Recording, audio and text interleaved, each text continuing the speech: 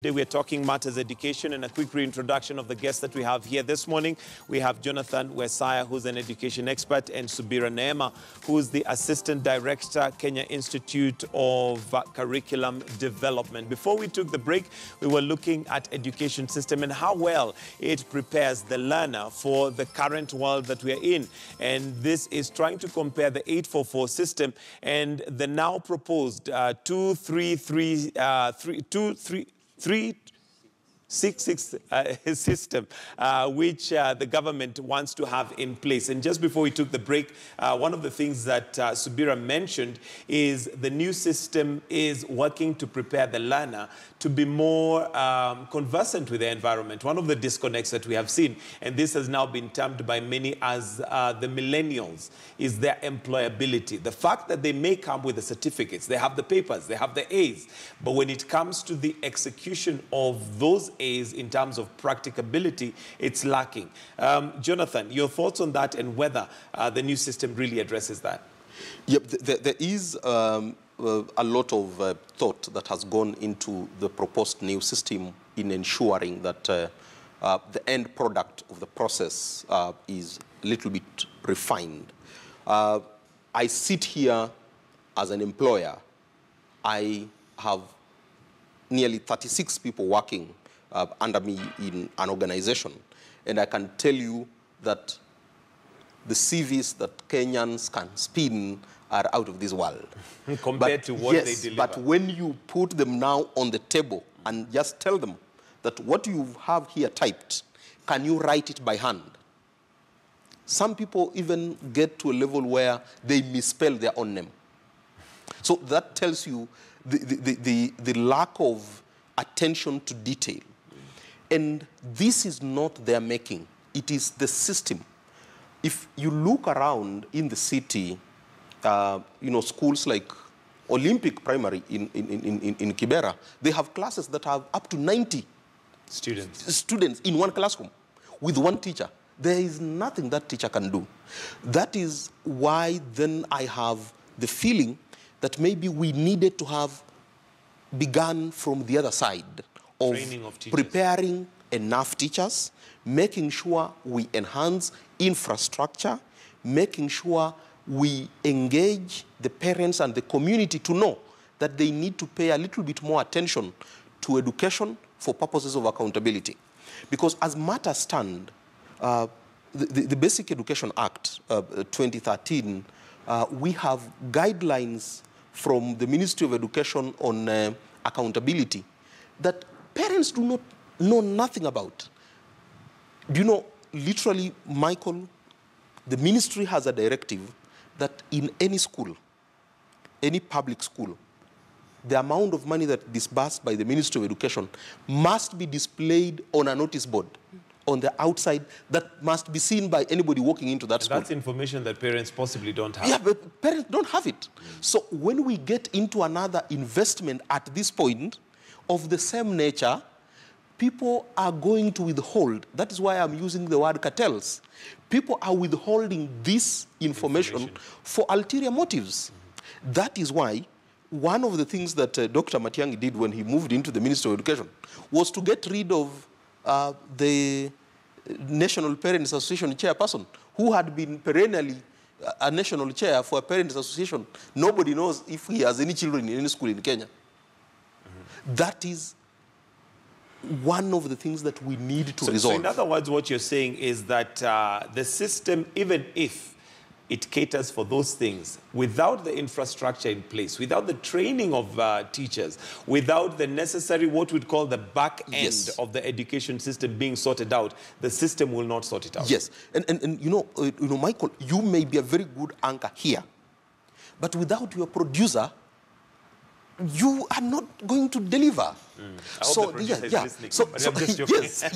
So your producer must also be working to help you deliver on what you are good at. Okay. So the experts have delivered, I can say, one of the best systems in terms of layout of the content and what needs to be covered.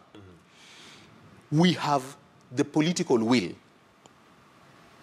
But are we going to make the right investment at the right time and follow it through. All right. Nema, on your thoughts on the back end, first of all, being what needs to be sorted out, because like he mentions, the system may be a good system. It may work to deliver, but the question is whether the infrastructure and the engine to run it is actually ready. I agree with him absolutely. The teacher is where the rubber meets the road. Yeah.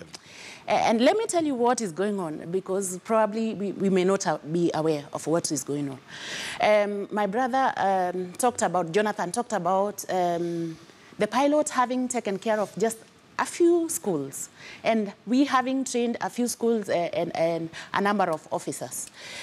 Let me state that the pilot serves a purpose. The pilot is to inform on whether the curriculum as designed and conceptualized, whether it works and what lessons we can learn from that. So that is why that clique of teachers, those teachers that were in those pilot schools were trained so that they could give feedback that will feed into the whole process. Right now, the government has the intention of training all teachers. Actually, it's already scheduled in November and December.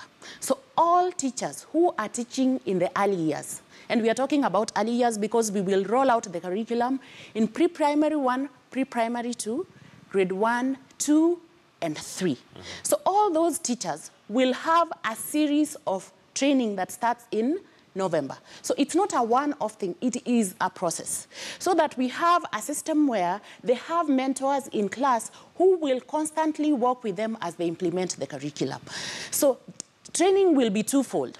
There is the in-service training, where we are having the practicing teachers. And Jonathan talked about teachers who have been in the system for long. They've been implementing 844, and yet we are offering them another curriculum that is a paradigm shift from 844, and yet they ought to implement it. So we need to give them the skills, the pedagogical approach that is totally different. And I can say from the pilot schools, we have very great finding. The teachers are actually ready, and they are willing to change. All we need to do is to ensure that we have adequate training.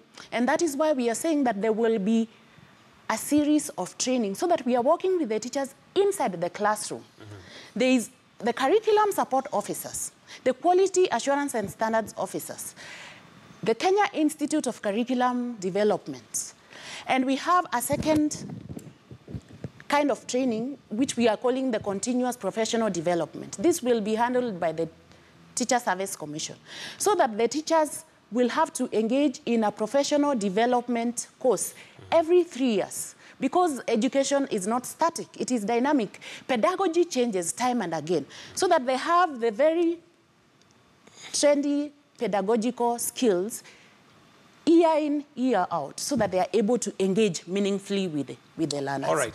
So that is in place. In terms of infrastructure, I don't know that whether you're aware that the government has invested billions and billions of money and trying to, and I'm saying that probably they have not done it 100%, but there's something going on. Infrastructure is being beefed up, schools are being built, we have schools that are already in existence, and the government is seeing how those institutions can be expanded. Remember, we talked about 100% transition from primary to secondary. That cannot happen if we do not have the infrastructure in place. Okay. So the government is working to see that infrastructure, and to say again, it's not a one-off thing. It is a process.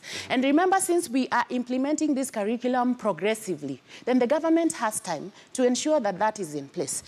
I also want to note that in terms of pre-service teacher education, already that is being reformed, so that is in tandem with the changes in the curriculum. Right. So that teachers are getting into college and they are actually going through training that aligns itself. Okay. I want us to wind up, and before we do that, one of the other things that of course plays into the education system, which Dr. Fred Matiang'i has tried to deal with, is the issue of cheating.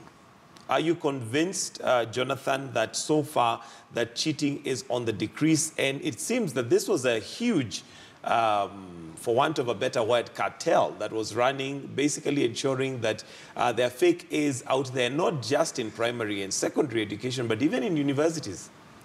Yeah, and cheating is happening just because we fail to catch it does not mean that it does not exist.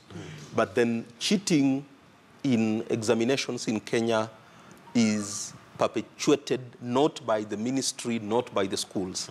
It is perpetuated at the household. Parents start bribing their children. When they send them to the shop, you buy them a sweet. When you send them to run an errand, you pay for that errand. And children get into that habit that if they do something, they get something else in return. It is parents and guardians who are facilitating teachers to get a paper that is examination-like, is a prediction of this year's exam, and they are paying for it. When we get, and I'm hopeful because I participated in putting together the proposed new system, I'm hopeful once we reduce the weight we are placing on national examination to what she referred to, the lifelong learning, just being a functional citizen of the community where you live. And it is not an A, but it is that I can trust Michael with my word. I can listen to Michael and know that what Michael has said, I can take to the bank. Correct. Once we get to that level, then we will redeem this. But then with all this that is happening, the political upheavals, you notice that in many of the urban centers where we've been having people demonstrate all over, we have children who are preparing for exams. And my heart literally goes out for the children out there. If you look at it, the structure of the city of Mombasa, the structure of Kisumu, the structure of Migori and Homa Bay, all the schools are literally in the city center where the demonstrations have been happening. The KCP is ending today. KCSE is beginning next week. Those children have not had a fair chance to prepare as those in alliance. All right, as we finish, High. as we wind up, your closing comments, Subira, and is there a ray of hope in our education system? Please allow me to comment on whether the measures that have been put in place actually make a difference. And I want to congratulate the CS for education, really. He has done a tremendous job. And you can see that the cases of cheating have really come down. And it's because we place a very high stake on examinations. And Correct. I want to say that in the new system, we are looking at assessment of the core competences so that the focus then deflects from focusing on high-stake A grades and the issue of comparing learners to others so that we look at what are the competences that the learners have actually acquired and attained, and you assess those so that there is no then high stake on grade. My closing comments would be, I think we, as a country, have an opportunity to change this country. And the only way we can change this country is offer an education that will put us at a higher level, at a pedestal, and everybody in this country will be proud of. And I think the current system has served its role, and let's not demonize it. Rather, let's look at what are the gains we have heard from 844, and going forward, then how do we harness the best from the 2-6-3-3 system so that we have learners exiting from basic education that we can be proud of, learners who can engage with their community, learners who give something to the society, learners who actually compete competitively with the world. With the world. All right, thank you very much. And Jonathan, your closing comments? For me, is to wish all the candidates who are out there sitting the exam and those going to begin, I want to wish them success. But then to urge on other parents like me that accountability for our education system needs to begin on our dining table. We spend too much money on education in every household, but we don't talk about it. We talk about how soap has been misused at the house, how cooking oil has been misused, but we don't talk about how the fees that we pay through our taxes and the levies that we pay directly to the schools are used to facilitate the education of our children. All right, thank you very much for joining us this morning. Jonathan Wesaya, who is an education expert, and Subira Nema, Assistant Director, Kenya Institute of Curriculum Development. And that's where we wind up the State of the Nation. It's now 14 minutes after 8. Do stay with us. But look.